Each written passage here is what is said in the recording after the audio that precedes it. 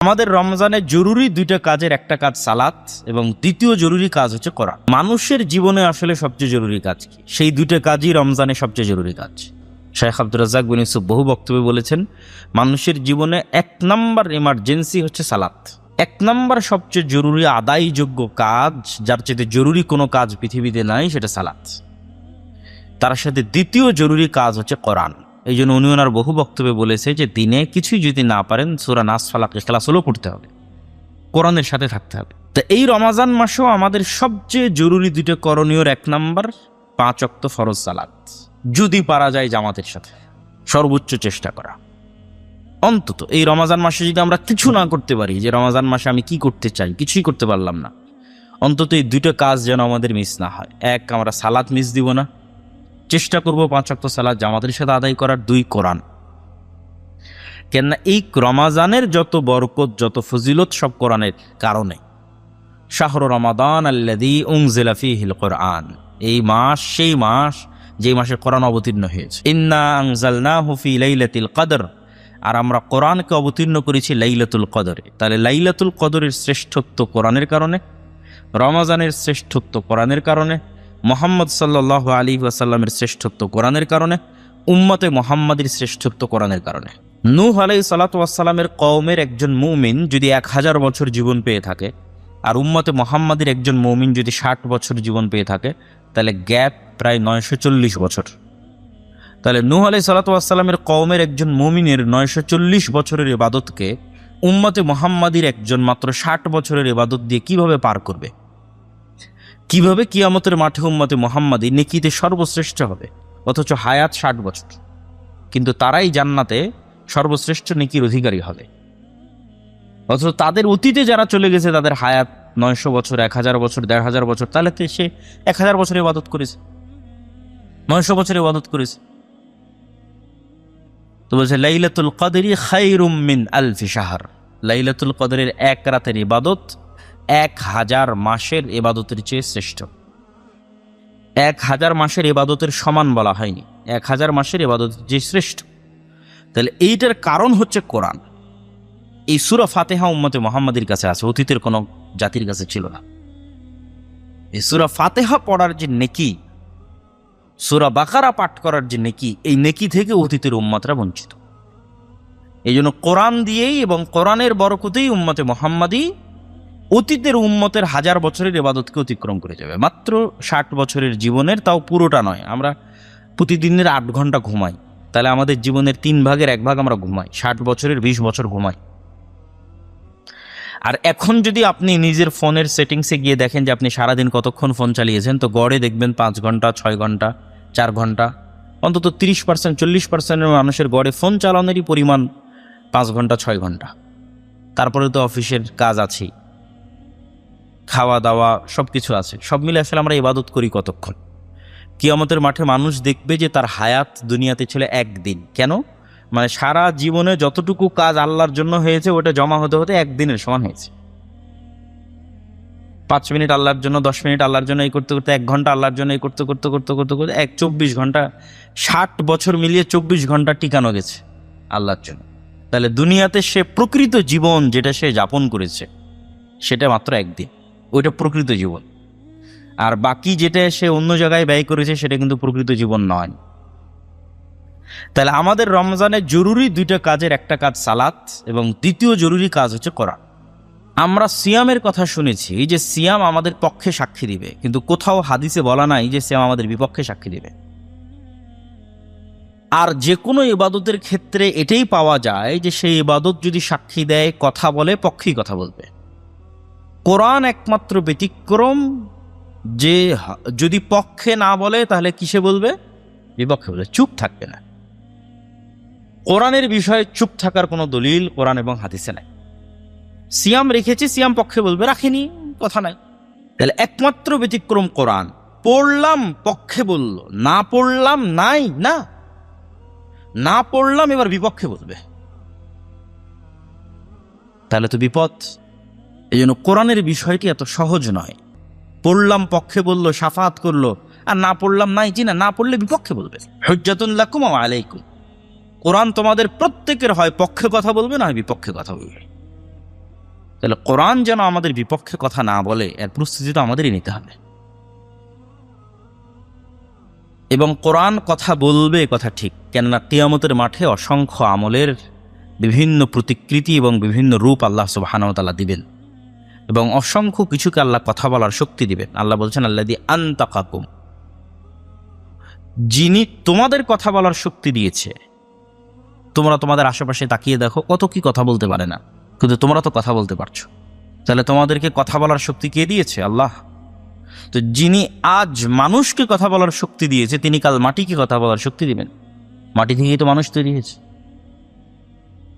তো তিনি কালকে কোরআনকে কথা বলার শক্তি দিবেন, জীবন্ত রূপ দিবেন, কোরআন কথা বলবে। এটা অতি সহজ এবং বিশ্বাসযোগ্য। তো রমজানে আমরা সর্বোচ্চ চেষ্টা করতে হবে আমাদেরকে যে আমরা 5 ওয়াক্ত সালাত যদি পারা যায় জামাতের সাথে সর্বোচ্চ গুরুত্ব দিয়ে, আর 2 কোরআন। কোরআন পৃথিবীতে থাকা এমন কিছু যা সরাসরি রব্বুল আলামিনের জাতের সাথে কানেক্টেড। আর কোনো কিছুই পৃথিবীর রব্বুল আলামিনের সত্তার সাথে সম্পৃক্ত নয়। রব্বুল আলামিনের সৃষ্টি সবকিছু তার সত্তার সাথে কানেক্টেড নয়, তার সিফাত, তার গুণ নয়। আল্লাহ সুবহানাহু ওয়া তাআলার হাত আল্লাহ সুবহানাহু ওয়া তাআলার সাথে কানেক্টেড, সম্পৃক্ত, তার সিফাত, তার গুণ। আর পৃথিবীতে আর বাকি যা কিছু আছে সব আল্লাহর সৃষ্টি। একমাত্র কোরআন হচ্ছে কালামুল্লাহ, আল্লাহর বাণী, আল্লাহর আওয়াজ, আল্লাহর শব্দ, আল্লাহর বাক্য। এই জন্য কোরআনের গুরুত্ব সীমাহীন এবং অপরিসীম। এমনিতেই যে কোনো আসমানি কিতাবের গুরুত্ব সীমাহীন ও অপরিসীম।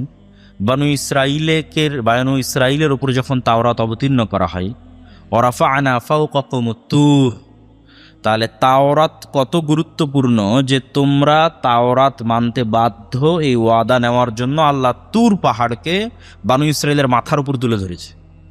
এই তোমরা ওয়াদা করো যে তোমরা তাওরাত পড়বা এবং মানবা, না হলে কিন্তু পাহাড় ছেড়ে দিলা। এটা তাওরাতের ক্ষেত্রে বানু ইসরাইলের সাথে ঘটানো হচ্ছে। তখন বানু ইসরাইল ওয়াদা করলো যে হ্যাঁ, আমরা তাওরাতের উপর ঈমান আনয়ন করলাম, তাওরাত পড়বো এবং মানব। তাহলে তাওরাতের মতো কিতাব অমান্য করলে পাহাড় ছেড়ে দিয়ে বানু ইসরাইলকে ধ্বংস করে দেওয়া হবে। একই অবস্থা উম্মতে মুহাম্মাদের। হ্যাঁ, অন্য উম্মতকে যেভাবে ধ্বংস করা হয়েছে উম্মতে মুহাম্মাদিকে সেভাবে করা হবে না। উম্মতে মুহাম্মাদিকে ধ্বংস করার ধরন ভিন্ন। যেমন নূহ আলাইহিস সালামের কওমকে ধ্বংস করা হয়েছে বন্যা দিয়ে, আদ সামুদকে ধ্বংস করা হয়েছে ঝড় এবং বিকট আওয়াজ দিয়ে, লূত আলাইহিস সালামের কওমকে ধ্বংস করা হয়েছে শহর উল্টিয়ে আকাশ থেকে অগ্নি বৃষ্টি করার মাধ্যমে, ফেরাউনের কওমকে ধ্বংস করা হয়েছে ডুবানোর মাধ্যমে। উম্মতে মুহাম্মাদি যদি কোরআনকে অবমূল্যায়ন করে তো উম্মতে মুহাম্মাদি কি দিয়ে ধ্বংস হবে? উম্মতে মুহাম্মাদির ধ্বংসের মাধ্যম হচ্ছে, যেহেতু রাসূল সাল্লাল্লাহু আলাইহি ওয়াসাল্লাম উম্মতে মুহাম্মাদির জন্য দোয়া করেছেন যে তাদের যেন সমূলে ধ্বংস না করা হয়, সেহেতু সমূলে ধ্বংস হবে না। তাহলে উম্মতে মুহাম্মাদির উপর গজব কোনটা? উম্মতে মুহাম্মাদির উপর কোরআন অবমূল্যায়নের গজব হচ্ছে তাদের উপর ভিন্ন জাতিকে চাপিয়ে দেওয়া হবে। রোহিঙ্গাতে মায়ানমারে মুসলমানদের উপর যা হচ্ছে, এগুলোর মূল কারণ যদি আমরা দুনিয়ার কারণ না দেখি, যে অলৌকিক কারণ কি, আধ্যাত্মিক জগতের কারণ কি, অদৃশ্য কারণ কি, গায়েবের কারণ কি, মূল কারণ তো চোখের সামনে দেখাই যায়, বাস্তব কারণ তো চোখের সামনে দেখাই যায়। অদৃশ্য গায়েবের কারণ কি?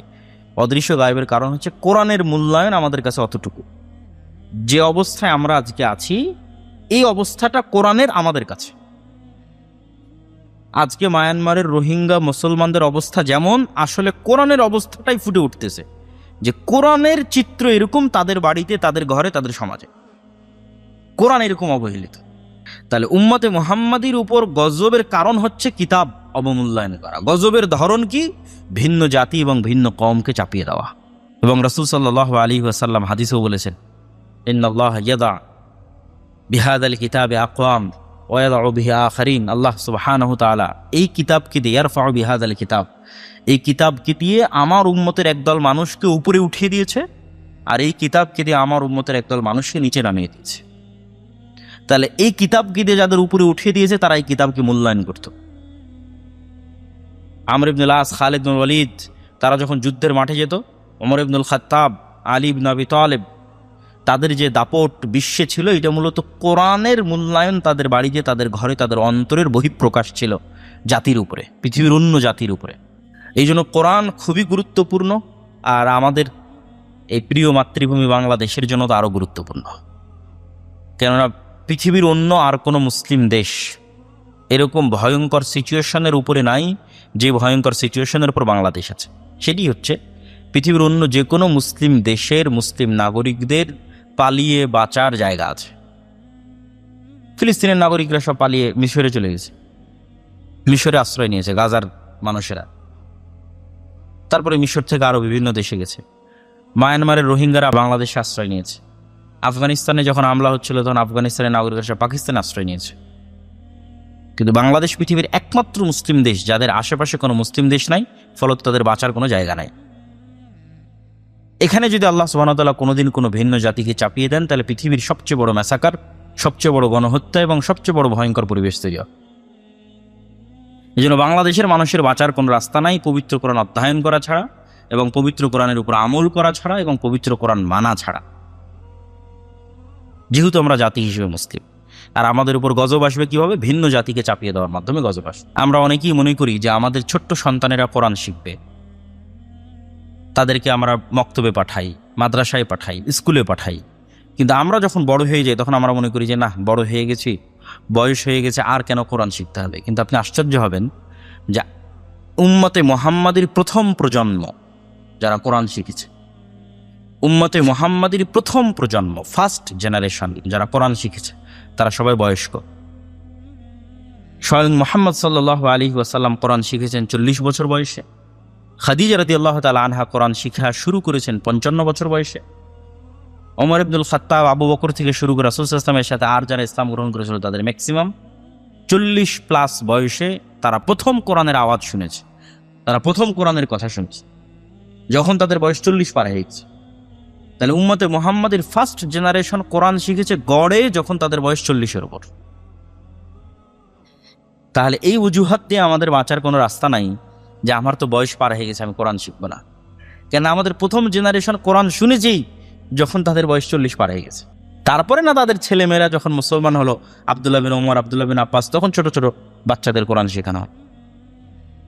কিন্তু রাসূল সাল্লাল্লাহু আলাইহি ওয়াসাল্লাম এবং রাসূল সাল্লাল্লাহু আলাইহি ওয়াসাল্লামের স্ত্রী তারা নিজেরাই তো 40 এবং 55 বছর বয়স, তখন তারা প্রথম কোরআনের আওয়াজ শুনেছে এবং কোরআন শিখেছে, কোরআন মুখস্থ করেছে এবং মানুষকে শিখিয়েছে।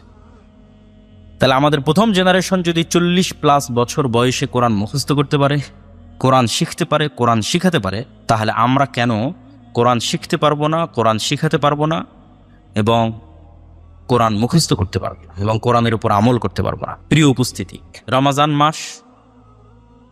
রমাজান মাসে আমরা যতগুলো গুরুত্বপূর্ণ কাজ করব মর্মে আজকে আমরা সংক্ষিপ্ত আলোচনা তুলে ধরছি। তার 1 নম্বর জরুরি গুরুত্বপূর্ণ কাজ আমরা বলেছি সালাত, 2 নম্বর জরুরি গুরুত্বপূর্ণ কাজ বলেছি কোরআন, এবং কোরআনের উপরই আমরা একটু বেশি কথা বলে ফেললাম, কেননা এর সকল বরকত, সকল রহমত, সব কিছু কোরআনের সাথে কানেক্টেড।